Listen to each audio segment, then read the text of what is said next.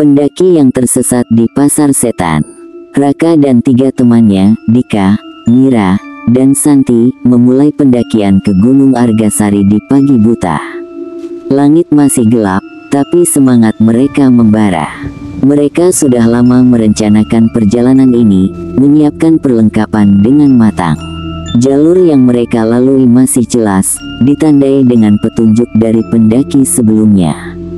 Semakin tinggi mereka mendaki, udara terasa semakin dingin.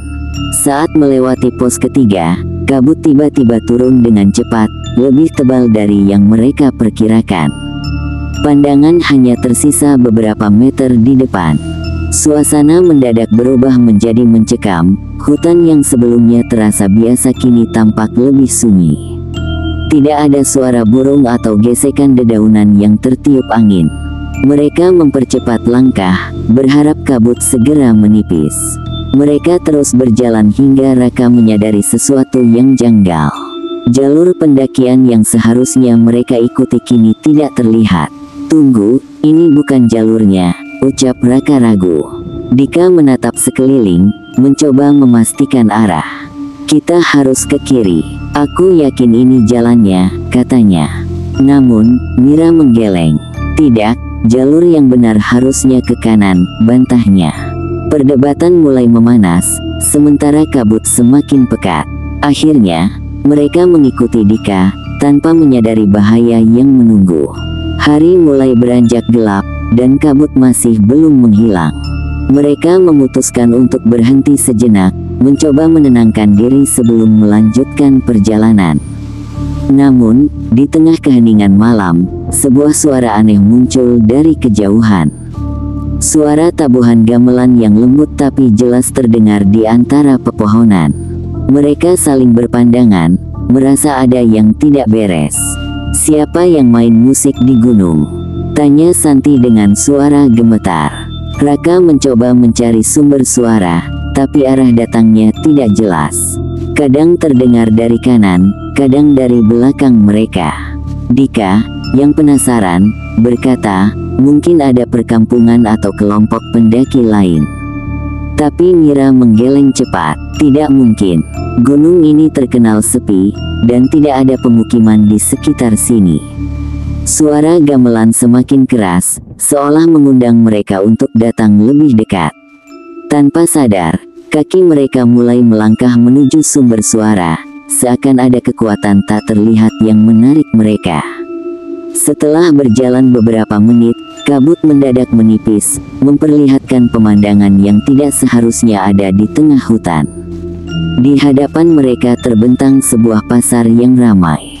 Warna-warni lampu lampion menggantung di udara, menerangi lapak-lapak pedagang yang menjual berbagai barang, dari kain tradisional hingga makanan lezat yang mengepul hangat. Orang-orang berlalu lalang dengan pakaian kuno, seperti dari zaman kerajaan. Mereka berbicara dalam bahasa yang terdengar asing, tapi samar-samar masih bisa dimengerti. Santi menatap takjub. "Pasar di sini," bisiknya. Dika tersenyum, merasa beruntung. "Mungkin ini pasar rakyat. Kita bisa bertanya arah ke mereka," katanya, melangkah lebih dekat. Namun, Raka merasakan bulu kuduknya meremang. Ada sesuatu yang tidak beres. Mereka belum menyadari bahwa mereka baru saja memasuki sesuatu yang bukan milik dunia manusia. Aroma harum menyeruak dari salah satu lapak makanan. Uap panas mengepul dari berbagai hidangan tradisional yang tampak menggugah selera. Santi, yang sejak tadi menahan lapar, tanpa sadar melangkah mendekati salah satu pedagang. Seorang wanita tua dengan senyum ramah menyodorkan sepiring nasi dengan lauk yang terlihat lezat. "Silakan, Nak, makan saja. Ini untuk pengunjung seperti kalian," katanya dengan suara lembut.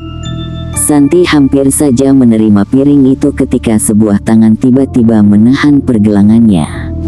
Seorang lelaki tua berjubah lusuh muncul entah dari mana, wajahnya penuh kerut tapi matanya tajam. "Jangan pernah makan di sini," bisiknya pelan namun tegas. "Sekali kau makan, kau tidak akan bisa pulang." Santi menelan ludah, Tubuhnya langsung merinding. Ia segera menarik tangannya, mundur ketakutan. Raka, yang sejak tadi sudah merasa ada yang aneh, mulai menggiring teman-temannya menjauh. Namun, semakin mereka melangkah mundur, pasar itu terasa semakin luas. Seolah-olah mereka terserap lebih dalam ke dalamnya. Raka mencoba mengamati sekeliling dengan lebih teliti. Ada sesuatu yang mengganggunya sejak tadi, pasar ini terlalu sunyi. Meskipun banyak orang berlalu lalang, tidak ada suara langkah kaki, tidak ada desiran angin, dan bahkan suara mereka sendiri terdengar redup, seakan terserap oleh udara. Dika mulai panik. Ini tidak masuk akal. Seharusnya kita sudah bisa keluar dari sini, katanya. Suaranya hampir bergetar. Mira menoleh ke sekeliling. Coba lihat orang-orang itu, bisiknya. Raka mengikuti pandangannya dan merasakan dadanya mencelos. Wajah-wajah para pedagang dan pembeli tampak pucat, hampir seperti topeng. Mata mereka kosong, tapi tetap tersenyum seperti boneka hidup. Santi menggenggam lengan Raka erat-erat. Kita harus pergi dari sini, katanya dengan suara bergetar. Tapi kemanapun mereka melangkah, mereka tetap kembali ke tempat yang sama. Pasar ini tidak hanya aneh, ia adalah perangkap yang perlahan-lahan menelan mereka. Panik mulai menguasai mereka. Raka mencoba menenangkan diri, berusaha berpikir jernih. Kita harus tetap tenang, katanya, meski hatinya sendiri dipenuhi ketakutan. Dika mulai berlari, mencoba menerobos pasar, tapi anehnya, ia kembali ke tempat semula. Mira menarik napas cepat. Ini seperti labirin, kita tidak bisa keluar. Santi mulai menangis pelan. Aku nggak mau terjebak di sini, bisiknya. Mereka terus berjalan, tapi setiap kali mencoba keluar, mereka selalu kembali ke tengah pasar. Langkah kaki mereka seolah dipandu oleh kekuatan tak terlihat. Suara gamelan yang tadi terdengar merdu kini terasa menyeramkan, berulang-ulang di telinga mereka. Tiba-tiba, di antara keramaian, lelaki tua yang sebelumnya memperingatkan Santi muncul lagi. Kali ini ia berdiri di sudut pasar, menatap mereka lekat-lekat. Ia mengisyaratkan mereka untuk mendekat. Mereka segera menghampiri lelaki tua itu. Wajahnya serius, suaranya nyaris berbisik. Kalian tak punya banyak waktu. Dengarkan baik-baik, atau kalian akan terjebak selamanya. Mira menelan ludah. Tolong bantu kami, Pak. Bagaimana caranya keluar dari sini? Lelaki tua itu menatap mereka satu persatu sebelum menjawab, berjalanlah mundur. Jangan menoleh, apapun yang terjadi. Dan yang terpenting, jangan bicara. Mereka saling berpandangan, ragu. Tapi melihat keseriusan di mata lelaki itu, mereka tahu ini bukan lelucon. Tanpa membuang waktu, mereka mulai berjalan mundur. Langkah mereka pelan, hati-hati, menahan diri agar tidak melihat ke belakang. Di belakang mereka, suara pasar berubah.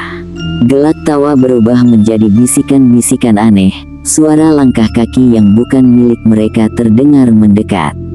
Santi hampir berteriak ketika merasakan sesuatu menyentuh pundaknya, tapi Raka menggenggam tangannya erat, mengingatkan untuk tetap diam. Mereka terus berjalan, berharap jalan keluar benar-benar ada di ujung kegelapan.